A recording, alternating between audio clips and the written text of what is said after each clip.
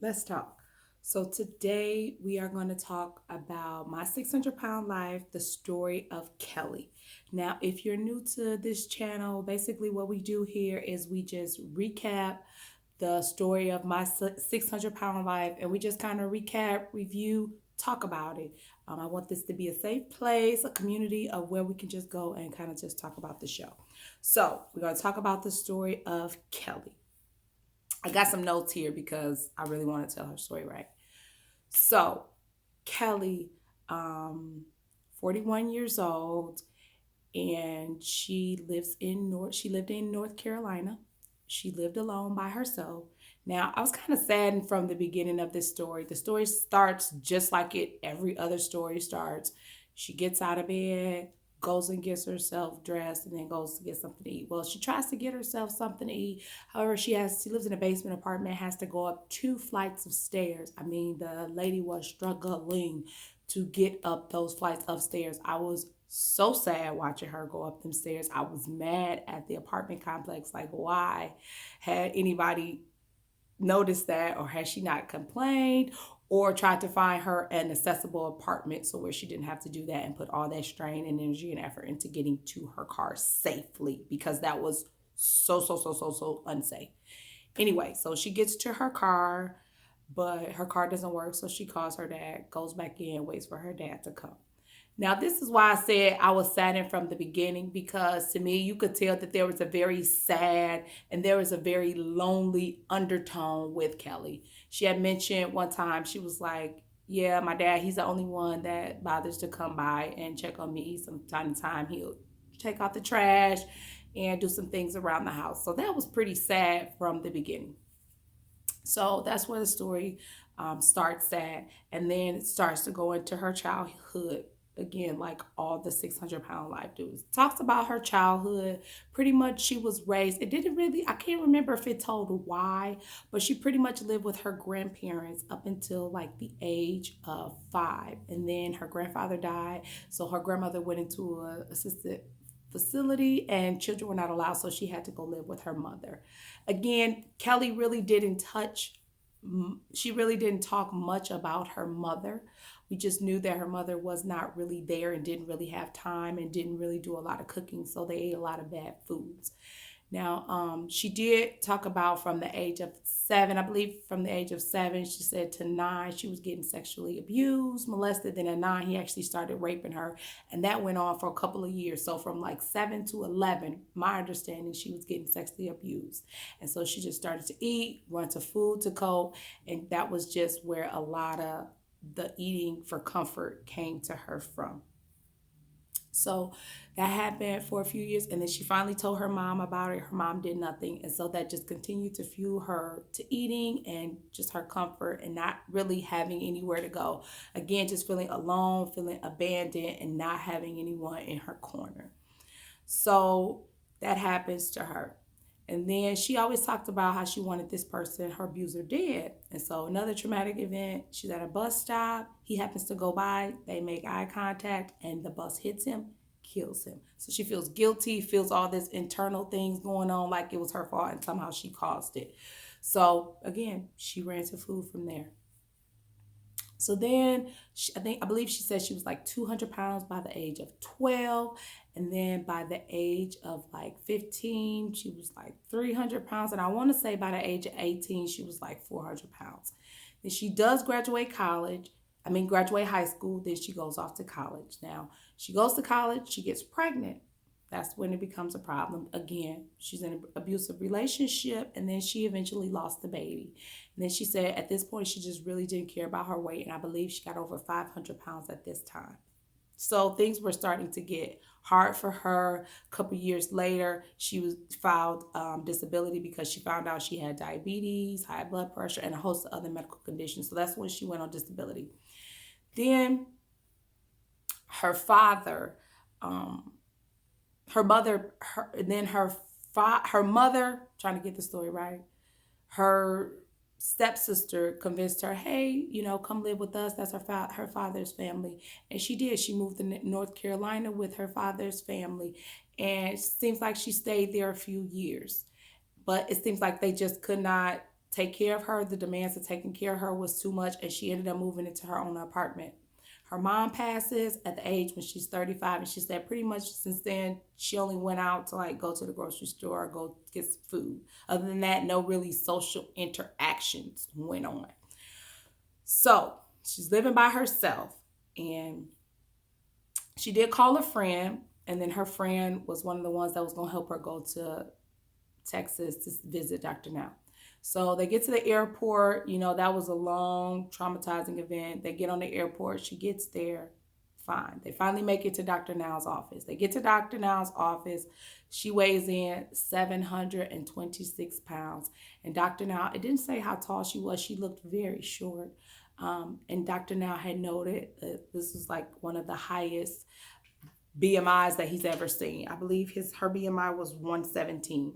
And he was reading through her health history. She had diabetes, she had high blood pressure, she had lymphedema, she had arthritis. But the big one that really was the main problem here was heart failure.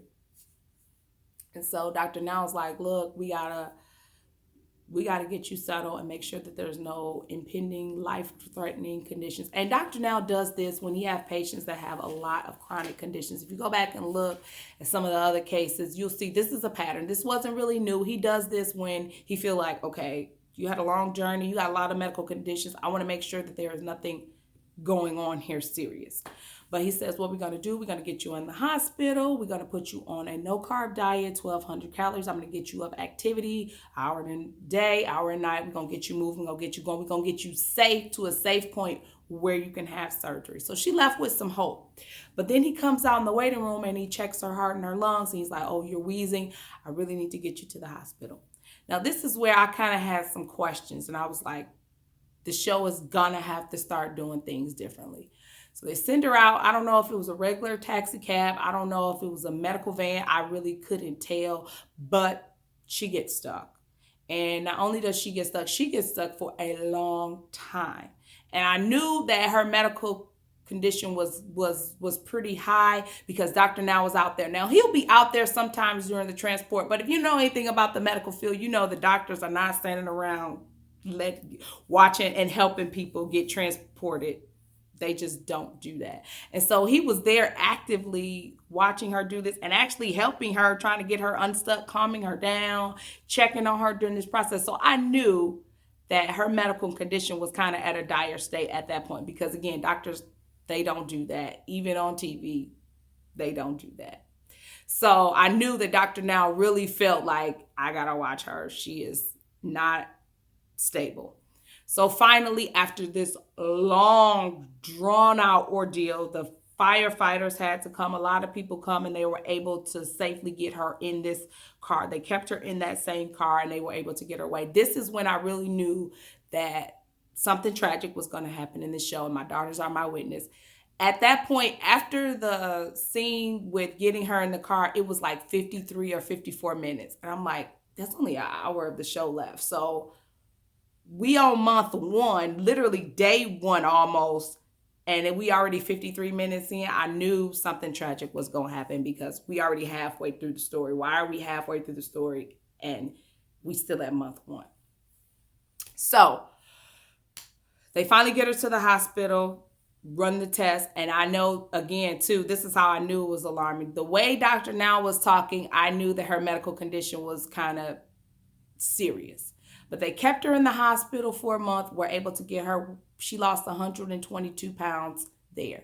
And then they were going to sent her to a rehab. Again, this is another red flag because if you watched the show before, there have been people who didn't have a place to go.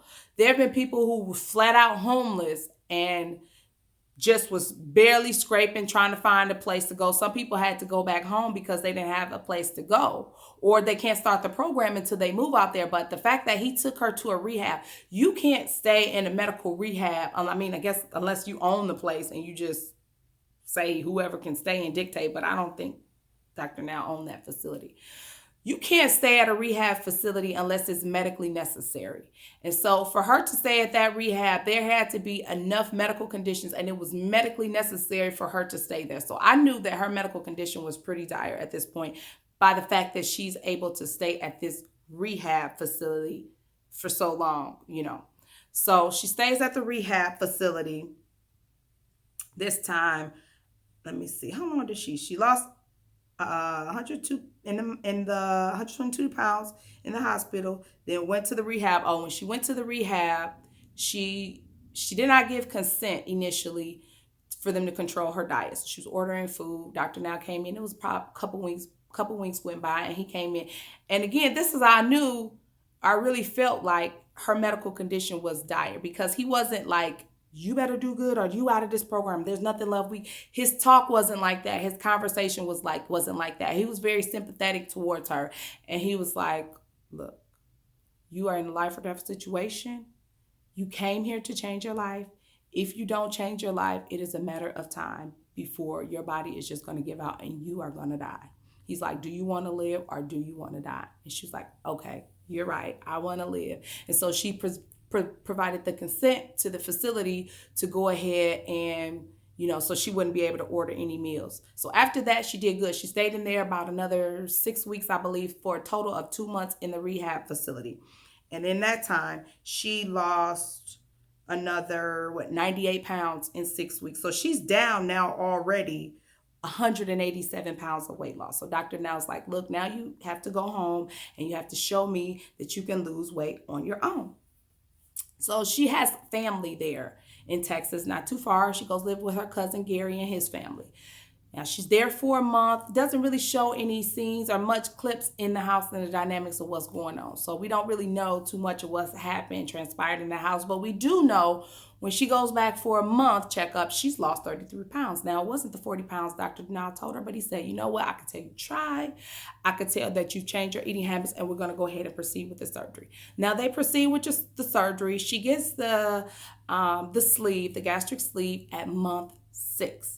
Now, after she gets the sleeve, she goes right back to the rehab. You cannot go to a rehab facility like that unless it is absolutely medically necessary. So I'm like, man, it's the reason why they're sending her to this rehab. She has a heart failure. And Dr. Now even told her, he's like, our main goal here is we got to get your heart failure under control. We got to get your heart built up and strong enough. We got to get this weight off you. We got to get your stamina built up. We got to get your cardiovascular, health improved. That is our main priority. He was like, because I'm scared at any moment you could slip into an exacerbation of heart failure, and we're going to be trying to save your life. And so we got to get this weight off of you. So she's back in the rehab. After the surgery, she stays in the rehab. How long did she stay in that rehab? I want to say she stayed in that rehab for a month or two. She stayed in the rehab. And now she's doing good. After the episode with the doctor now, before, she's doing good. She really staying on course. She's doing good. The last time they weighed her, she was down 320 pounds, and she was at 401 pounds, just a couple of pounds from 300, losing, being in the 300s. So Dr. Now was very, very proud of her. So, and I didn't realize that the show was so current, up to date, because that was month 8. And so, but then Dr. Now gets a call February the 19th, I believe that was the date, she passed away. It looked like it was natural causes from heart problems. And so that's really what I want to talk about. That's Kelly's story. Very tragic.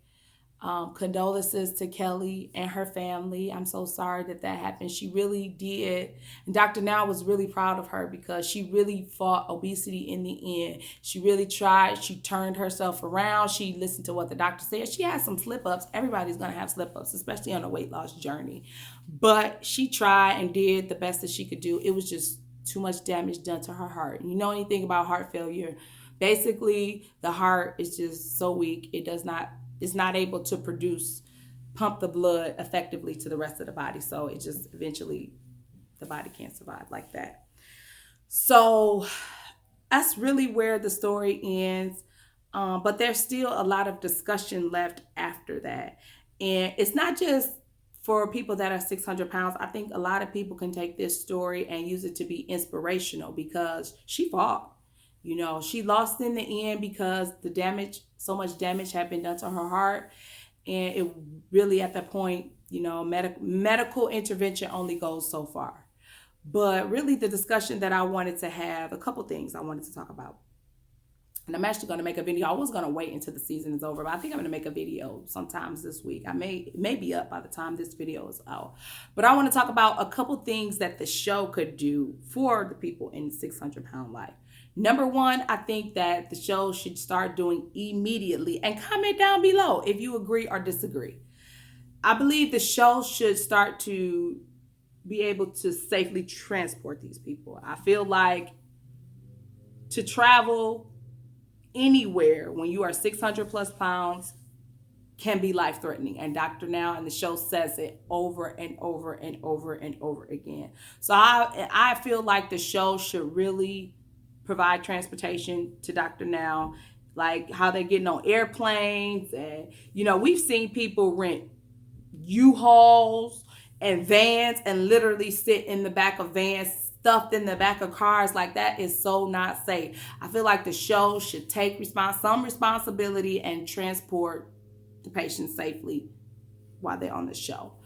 And also, I feel like because that does mess with the dignity of people as they're trying to be on the show. I mean, I feel like the show already has demands like, you're going to do a shower scene. We're going to do a bunch of scenes with you eating. But I feel like the dignity in being transported should not mess up the safety of the people being transported. So that's something I want to talk about. What do y'all think? Do you agree? Do you think, it's the people's responsibility, or should the show take it's not their responsibility, but I feel like that would be a very good act of faith to start providing transportation to people when they're on the show, just to get there. I feel like that's not asking for too much. I didn't want to talk about that. But I did just want to have a quick conversation. I am not a medical doctor. I am a nurse. And this is what I do. I talk to people every day. And what I wanted to quickly just talk about is listening to your body. A lot of times the body will tell us what is going on. It'll tell us what's wrong, and we don't listen. I feel like Kelly was a great case of we have to listen to our bodies. When something is going on, we cannot run from it. We cannot ignore it. We need to seek medical help. So when something is going on, something oozing that shouldn't be oozing, you can't move, you got so much pain, go seek professional help. I talk to people every day who don't want to get mammograms because they're afraid that they're going to find out they have cancer, who don't want to have colonoscopies because they're afraid of the worst. Well, these preventative screenings are made to catch these things so that if there is something, if they catch it right in the beginning stages, the chances of, treatment and survival are great better. So I just want to urge everybody, if you don't have a medical doctor, get you a doctor that you trust. And at least go for your annual visit with the doctor at the very minimum. And go to your screenings. Women, if you're over 40, mammograms. Once you get over 50, colonoscopies, annual pap smears. People, let's just take care of ourselves. Let's take care of our bodies. If something is not going on, seek help. If you're having a difficult time breathing, if you got chest pain, seek help. 911. But I guess that's enough preaching. This, like I said, this ain't no medical, it's just a little rant. Because, not a rant, but I just want to encourage people, to listen to your body and go seek professional help so that we have less and less cases of Kelly's story. So that's all I wanted to say. Leave me a comment about the show. What did you think of the show? Did you find any inspiration from it? I know I did. I found inspiration. No, it didn't make me want to go work out, but it did make me aware of my body and not to ignore things that go on in your body and just keep acting like they're not there. So give me a thumbs up. Share this video. Again, I'm trying to grow my channel. I want this to be a 600-pound community, and not just 600-pound things like another subscriber had commented, and I agree, because I do like shows like 600-pound life, hoarders. It's a lot of different things, the reviews, the recaps I'm going to be doing. So if you are interested in that kind of thing, go ahead and subscribe. Share the channel. I am going to be making a video. It may be up at the same time talking about things and improvements that I would like to see on 600 Pound Life. And I really hope somehow that they see that video. And I mean, I don't think I can change 600 Pound Life, but if enough people, really, I don't know, comment and also want to see enough change, who knows? You never might want to know. Also, go check out my video. It was this season, Destinee. She actually was one of the viewers and she saw my video and she did like my recap. So that was really encouraging to me. So again, if you like to watch these recap reviews, give me a thumbs up, subscribe to the channel, and I'll see y'all in the next video.